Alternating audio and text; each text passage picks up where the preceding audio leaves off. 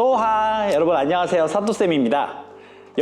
여러분이 속한 공동체에는 어떤 것들이 있으세요? 작게는 가족, 학급부터 넓게는 학교, 지역, 국가까지 우리는 살아가면서 많은 공동체 속에 포함되곤 합니다. 그럼 여러분, 이런 공동체 발전을 위해서 가장 필요한 것은 무엇일까요? 모두가 똑같이 생각하고 행동하는 것? 아니면 질서, 자유, 배려? 오늘은 이 질문에 대한 답을 고대 동아시아 세계의 형성을 배우며 찾아보도록 하겠습니다.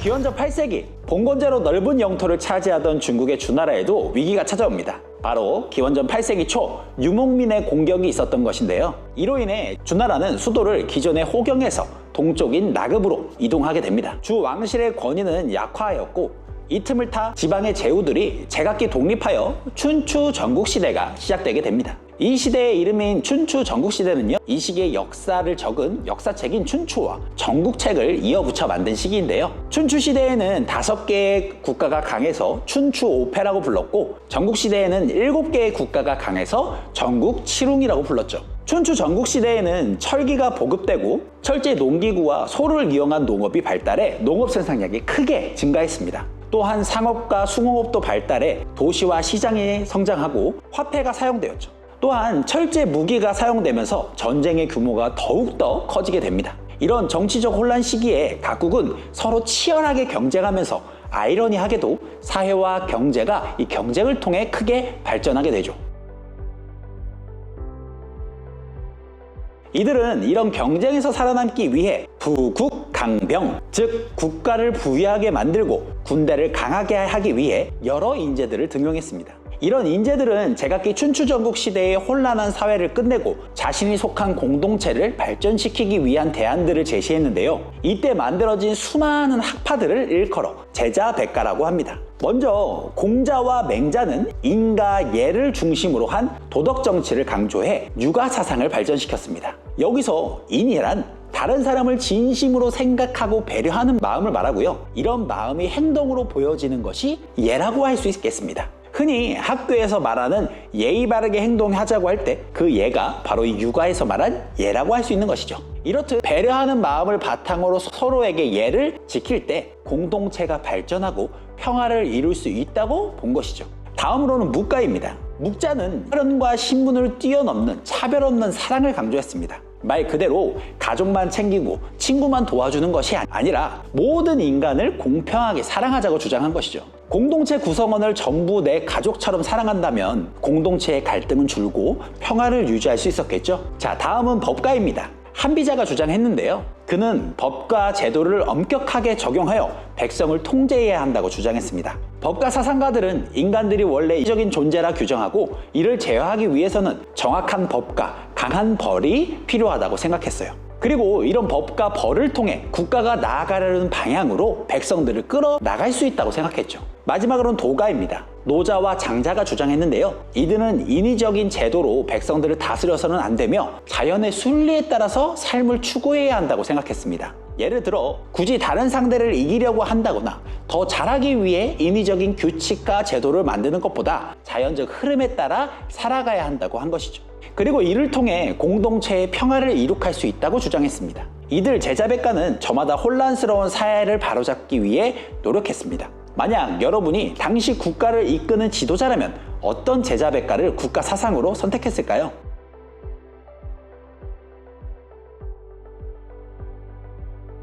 이후 전국시대 강한 7개 국가, 뭐라 그랬죠? 전국 7웅 중 하나였던 진나라가 제자백가 중 법가 사상을 토대로 나라를 부유하게 하고 병사를 강하게 만드는 부국강병에 성공하게 됩니다.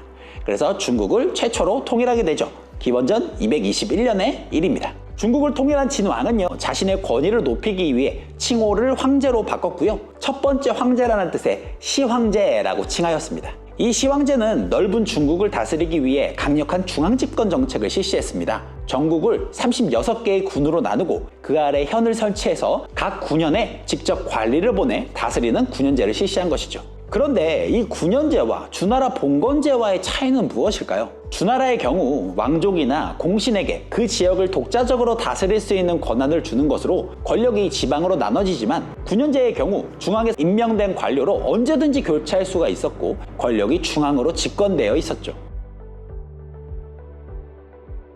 또한 수도를 중심으로 도로망을 정비해 황제의 명령을 빠르게 전달할 수 있게 하였고, 지역마다 달랐던 화폐, 무게나 길이를 재는 단위인 도량형, 문자, 수레바퀴의 폭 등을 통일하였습니다. 그리고 법과 사상을 채택하여 자신의 정책을 반대하는 사상이나 학자들은 탄압하는 분서갱유를 일으켰습니다. 분서갱유란 글을 태우고 유학자들을 구덩이에 묻었다는 뜻으로 법과 서적과 시형서적을 제외한 모든 책을 불태우고 비판하는 유학자들을 산채로 땅에 묻은 사건을 말합니다. 한편 시황제는 북방 유목 민족인 흉노 침입을 막기 위해 만리장성을 쌓고 남쪽으로 군대를 보내 영토를 확장하기도 했습니다. 그러나 진나라는 만리장성 등 대규모 토목공사의 백성들을 자주 동원하였고요. 가혹한 법가적 통치에 불만을 품은 백성들은 결국 시황제가 죽은 후 반란을 일으켜 진은 중국을 통일한 지 15년 만에 멸망하고 말았습니다. 이전 시간에 배웠던 아시리아가 강압적인 통치로 통일제국이 수립된 지 얼마 지나지 않아 멸망한 것처럼 진나라도 가혹한 통치로 인해 멸망하고 만 것이죠.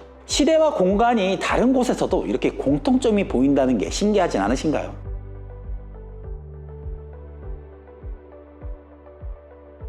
진이 멸망한 후 한해 유방이 초의 항우를 물리치고 다시 중국을 통일하였습니다. 기원전 202년의 일입니다. 이때 항우와 유방의 싸움을 다룬 소설의 이름이 그 유명한 초한지이죠. 이 배경을 바탕으로 만들어진 보드게임이 장기이고요. 중국을 다시 통일한 한해 유방은요, 고조라고 불리게 되는데요. 그는 봉건제와 군현제를 섞은 군국제를 실시했습니다. 관리를 파견하여 군현제를 실시하면서도 동시에 왕족과 공신을 제후로 임명하기도 했던 것이죠. 하지만 한나라 무제 때에 이르러서는 군현제를 전국적으로 실시해 중앙집권체제를 강화했고 유가사상을 통치 이념으로 정하게 됩니다. 이때 무제는 북방의 흉노를 정벌하고 우리의 최초의 국가인 고조선을 정복하기도 했죠. 하지만 이름에서 알 수 있듯이 무제는 잦은 정복 활동으로 재정이 부족해졌고요. 이를 충당하기 위해 전매제도를 실시하게 됩니다. 전매제도란 국가가 특정 물품의 생산과 판매를 독점하는 것인데요. 이때 당시에는 필수품이었던 소금과 철을 국가가 전매하게 됩니다. 그럼 현재 우리나라에서 전매제를 하고 있는 것이 있을까요? 네, 바로 담배와 전기 같은 것들이 있겠죠. 무제가 죽은 후 외척과 환관들의 다툼으로 한나라는 힘이 약해졌고 이 틈을 타 외척인 왕망이 한을 멸망시키고 신나라를 세우게 되었습니다. 그는 토지 국유화 등의 개혁을 실시했으나 결국 실패하고 멸망했죠. 이후 광무제가 다시 한나라를 세웠는데 25년에 이를 후한이라고 합니다. 한때에는 대규모 토지를 소유한 호족들이 지방에서 농민을 지배하고 중앙관리로 진출하여 정치를 주도하였습니다. 후한 말에는 환관의 횡포가 심해지고 사회가 혼란해지자 각지에서 태평도라는 종교를 중심으로 노란색 두건을 쓴 백성들이 일으킨 황건적의 난이 일어나게 됩니다. 결국 이런 혼란 속에 호족들이 각지에서 봉기하면서 후한은 멸망하고 말죠. 이때가 220년입니다.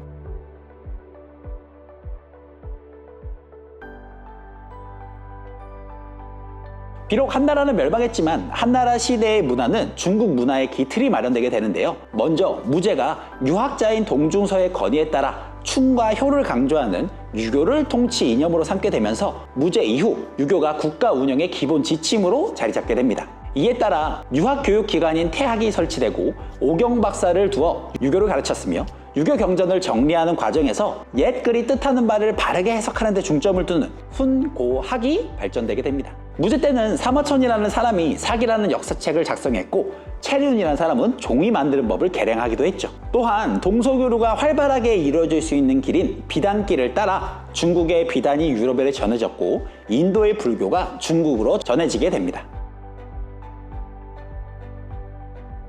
자, 이렇게 해서 고대 동아시아 세계의 형성에 대해 알아봤는데요. 여러분, 공동체의 발전을 위해서 가장 중요한 것은 무엇일까요? 모두가 똑같이 생각하고 행동하기를 강요하는 공동체와 서로 다름을 인정하고 존중하는 공동체 중에 발전이 가능한 공동체는 어떤 공동체일까요? 오늘은 이 질문에 대한 답을 생각해 보시면서 수업을 마쳐보도록 하겠습니다. 다음 시간에 만나겠습니다. 지금까지 사토쌤이었습니다. 여러분 또 봐!